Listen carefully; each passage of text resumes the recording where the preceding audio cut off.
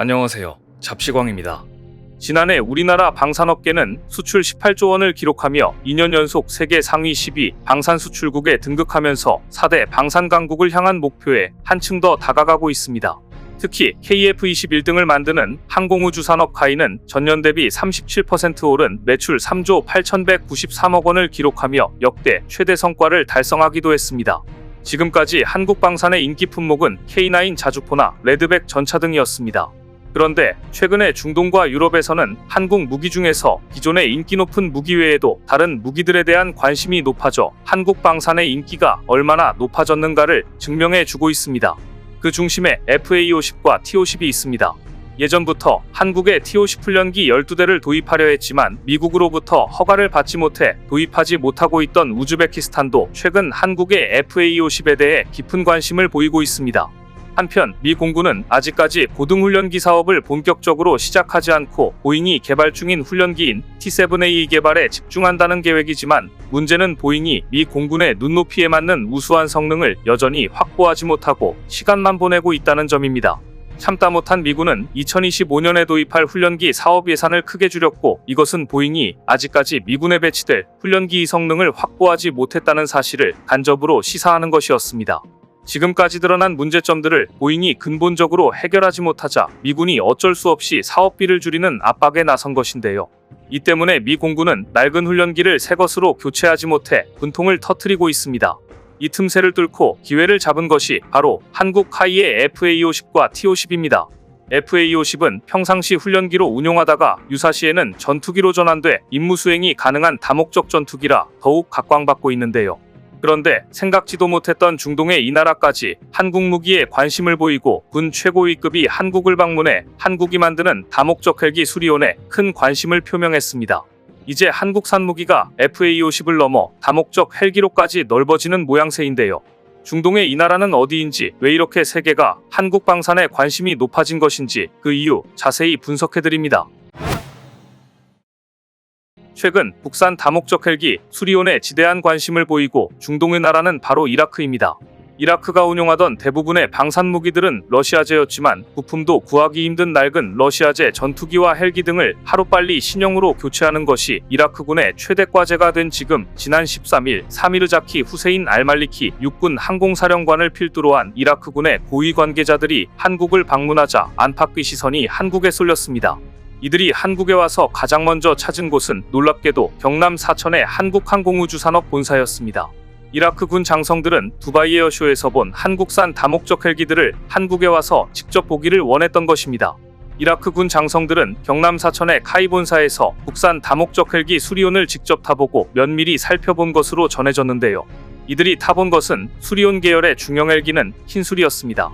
수리온은 방위사업청 주관 아래 국방과학연구소와 카이 등이 2006년부터 개발한 첫 국산 기동헬기인데요. 2012년부터 육군에 실전 배치돼 기동헬기와 의무헬기로 활용되고 있습니다. 흰수리는 수리온을 기반으로 해양테러, 해양범죄 단속, 수색구조 등 해양경찰 임무 수행에 적합하도록 개발 개조된 헬기입니다. 순항속도 시속 240km, 항속거리 655km로 최대 3.5시간까지 하늘을 날 수 있으며 고성능 탐색 레이더와 광학 탐지 장비, 구조용 호이스트 등이 장착돼 주야간 할 것 없이 해상 수색과 인명 구조가 가능합니다. 특히 이라크가 관심이 있어 하는 것은 수리온과 흰수리 두 기종이었는데요.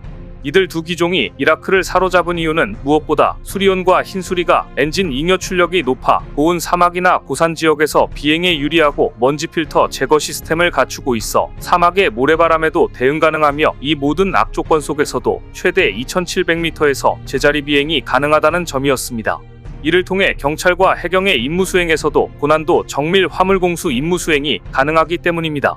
엔진 잉여 출력이 높아 고온의 사막 지형이나 고산 지역에서의 비행에 유리하다는 점이야말로 이라크나 UAE 등 중동 국가들이 관심을 갖는 가장 큰 이유입니다. 수리온의 경쟁 기종으로는 에어버스 헬리콥터가 만든 슈퍼퓨마와 앞서 필리핀 수주전에서 수리온을 밀어냈던 블랙호크 등이 있을 뿐입니다. 이라크는 2013년 국산 경공격기인 FA50 이라크 수출 모델명 T50IQ 24대를 계약했는데요. 한국산 FA50을 써보니 만족했고 한국산 무기에 대한 신뢰가 생긴 것입니다. 더구나 이라크는 1990에서 2000년대 걸프전을 비롯해 사담 후세인 축출을 위한 미군의 공격으로 공군력이 거의 괴멸 상태에 이르자 공군력 복원에 나서야 하는 다급한 상황입니다.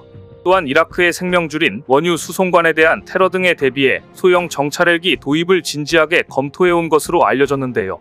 한국의 수리온과 수리온을 플랫폼으로 삼아 개발된 해경용 흰수리, 경찰청용 참수리 등이야말로 이라크가 찾고 있는 사양과 성능 그리고 가격을 갖춘 헬기였던 것입니다.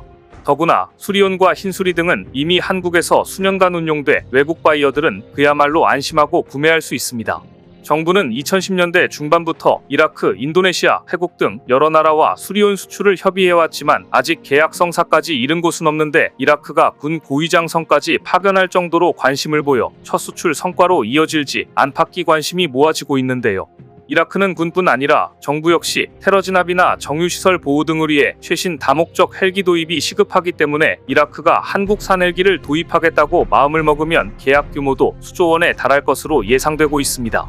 이라크 역시 미국이나 유럽산 다목적 헬기를 구입하고 싶은 속내를 가지고 있지만 러시아 우크라이나 전쟁으로 지금 미국과 유럽의 방산 역량은 이라크에게까지 다목적 헬기를 팔 수 있는 여력이 없기 때문입니다. 더구나 미국과 유럽산 헬기는 연간 운용 비용이 높아 이라크에게는 버거운 게 사실입니다. 한국의 다목적 헬기 수리온은 지난 두바이 에어쇼에서 두바이의 왕세자 셰이크 만수르가 직접 수리온에 관심을 보여 화제가 됐는데요. 당시 만수르는 직접 카이부스를 찾아와 수리온 수출기 본영 KUH-1E에 많은 관심을 표명했습니다.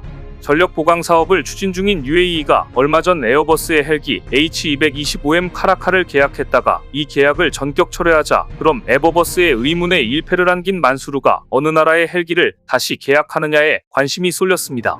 UAE는 에어버스의 카라 자리, 높은 수명주기, 복잡한 기술 제한 등으로 인해 자신들과는 적합하지 않다고 판단했다고 합니다.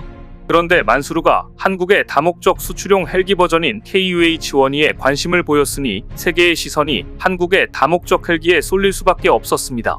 지난 2019년 수리온은 고배를 마신 바 있습니다. 필리핀 정부와 수출 막바지 단계까지 갔으나 로키드 마틴의 자회사 시코르스키의 UH-60 블랙호크에 밀려 수출에 실패한 것입니다. 하지만 한국이 다목적 헬기 수리온을 전력화한 지는 이미 11년이 지났고 그동안 한국이 요소에 배치해 이미 성능은 입증되었고 중동 국가들과 동남아 등지에서도 수리온에 대한 관심이 날로 높아지고 있는데요. 이미 UAE와 수출 협상을 진행 중이며 신규 기동 헬기 수요가 많은 말레이시아와 베트남 등에서도 도입을 고려하고 있습니다.